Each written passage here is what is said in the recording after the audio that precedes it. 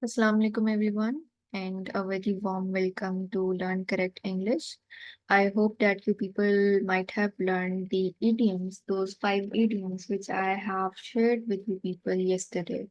So today's topic would include the 5 golden rules of English language, and in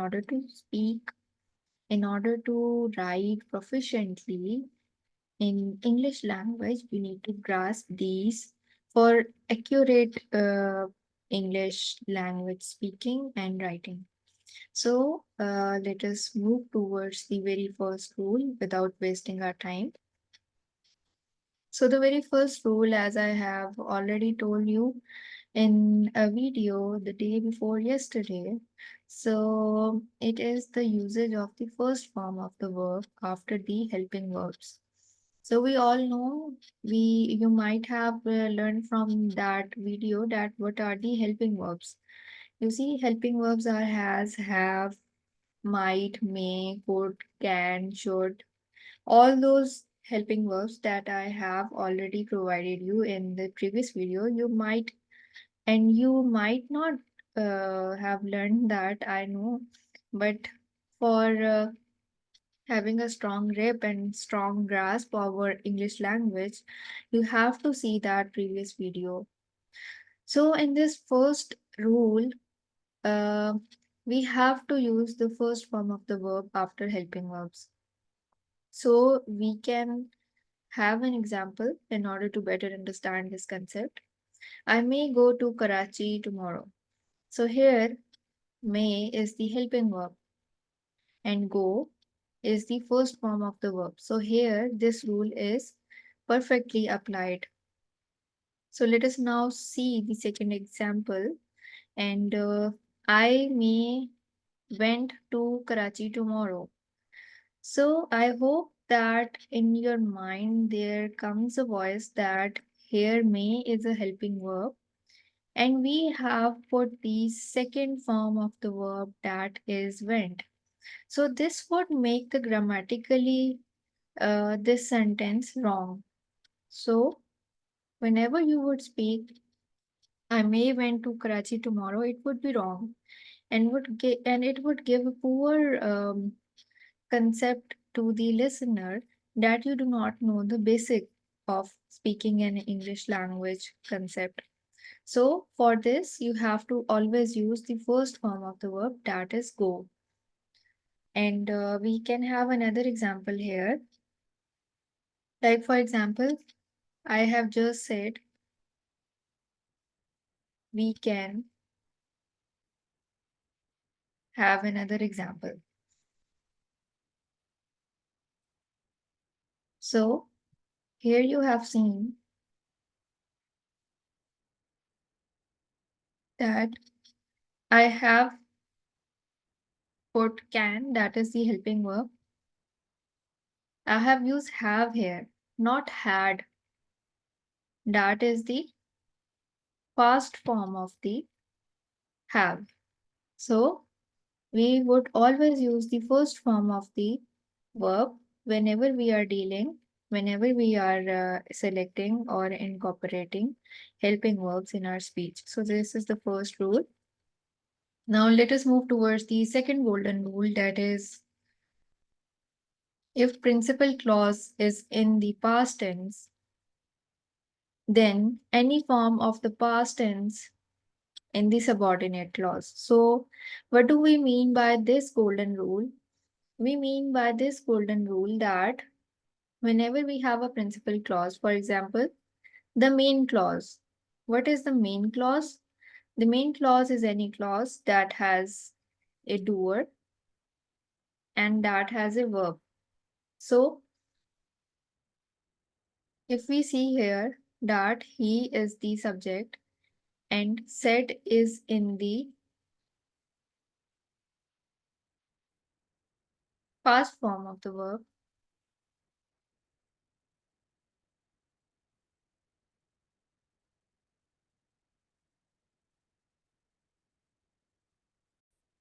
so here in this example, you see that he said that he is ill. All right. So this first principal clause, he said, is in the past tense. We have used here said, not says. He says is not mentioned here. Here it is mentioned he said. He said that he is ill. So this is the subordinate clause, like it is supported by that. And whatever is coming after that would be in the past tense. So whenever we have simple past tense in the principal clause, the very next subordinating clause after that, whatever is coming would be in the past tense. So through this example, you can have an idea like he said that he was ill. You see how we have replaced here is with was. So this is how you have to grasp this concept that if the principal clause, if the very first clause is in the past tense, then you have to put was in the next subordinating clause that is starting after that. So this is grammatically true sentence and it is grammatically a false sentence. He said that he is ill. If we have put said, then we have to put was. So let us move towards the next example. In this example, we see the teacher told the boys that they may pass the test. So here, this is the principal clause. The teacher told the boys it can exist independently. And whatever is starting with that is the subordinating clause that they may pass the test. All right. If we think on this clause, it cannot stand independently as it is starting with that. Up, we have to keep this thing in our mind that if we remove this clause that is coming before this that they may pass the test, it would not make any sense. That is why it is a subordinating clause. So what is the rule? That if in the principal clause we are using the past tense, then whatever would come in the subordinating clause would be in the past tense. Here you see that may is in the present form or it shows the present tense. So this may would be changed into might. It would be changed into the past tense. So you see here the teacher told the boys that they might pass the test. So you see how this past tense of the verb has changed this might into past. So this sentence would be wrong. And that is why this sentence would be right, as we have the past tense in the principal clause. So we also have the past tense in the subordinating clause. So let us move towards this example number 3. And he told her that Earth was round. So you see, you have studied in your science subject that Earth is round. It is not flat anymore. So this is a universal fact. And when I am speaking, it is still round. And when you will listen to this lecture, it would still be round. So such things are universal truths. They can never be changed. So he told her that Earth was round. Here, although they have grammatically placed was correctly, but whenever we come across such universal truth that Earth was round, it is still round. That is why you have to put is. All right. You do not have to worry that in the principal clause there is past tense, as we see in the form of this verb told.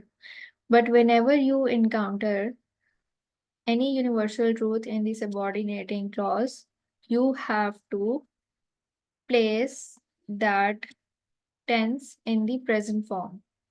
So that is the very basic and very important rule. And this also might come in your exams too. Like, for example, you may be preparing for your school exams or college exams or CSS or PMS or any other type of English entrance test. So these are the basic examples, or these are the basic errors they would put forward to you to correct. So let us move towards the third basic rule. The third golden rule is use the first form of the verb after let and to. So this is again very important.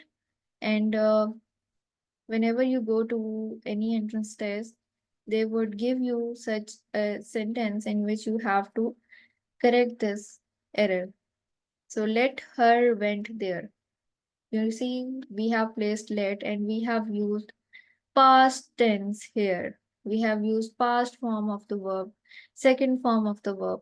So we would be here replacing this went with go. Let her go there. In this way, this sentence would be correct. So in this second example, I hope to pass the test. Here you see that to is placed, and whenever to comes, we have to put the first form of the verb, that is pass. I hope to pass the test.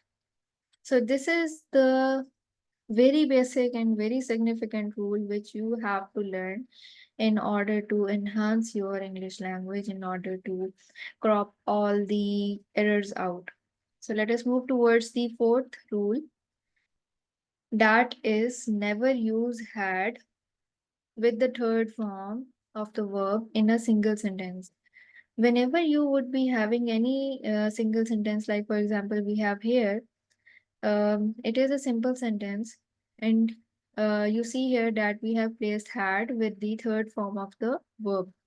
So it is not important and it is not correct to use had with third form of the verb in such single sentences. You have to always converse whatever you are talking about in simple past tense, like he went to Lahore. So here, this sentence would be correct.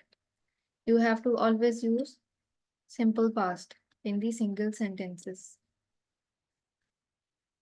Keep this thing in your mind and you will ace any exam that is to come in your life. Always use simple past tense when this sentence is singular, is in single form. So let us move towards the very last rule, that is always use had with adverbs and conjunctions in a single sentence. So if you have the need of really using had in a single sentence, then you can always use this had accompanied with adverbs or conjunctions. So you see through examples that he had already gone to Lahore. So in this way, when you have placed adverb already, so this makes this sentence grammatically correct. If you really need to put had with third form of the verb, then you have to place in that single sentence this adverb. Otherwise, if you are not placing this adverb, you have to say he went to Lahore. Okay? And then when we come towards the second sentence, he had seldom seen a child with such energy. Here you see that this had with this third form of the verb is, they both are accompanied by seldom. Here seldom is an adverb. So you see this whole sentence is a single sentence and here we have used had with third form of the verb. They both are accompanied with seldom. So in this way it would be correct to use had with third form. We have another example. After we had discussed the issue, I wrote down what we had decided. So you see, this after is basically a type of conjunction which is connecting the first part, the subordinating clause, with the principal clause I wrote down what we had decided. So you see here, with this, with the help of this conjunction after, the writer has placed had. After we had discussed the issue, I wrote down what we had decided. So, in this form of single sentence, that is how we have used had with third form of the verb, as we are already placing this conjunction, that is after. This is a form of a conjunction. So this is how you would be incorporating had with third form of the verb in the presence of adverbs and conjunctions. Otherwise, whenever you are dealing in a single sentence, you need not to put had with third form, and you have to go with the simple past tense. So I hope that you have gained the basic concepts, these 5 rules that are very important in English language, and to enhance your speaking skills and to enhance your writing power in English language. So that is all for today. Keep liking, keep sharing, and keep learning. Thank you.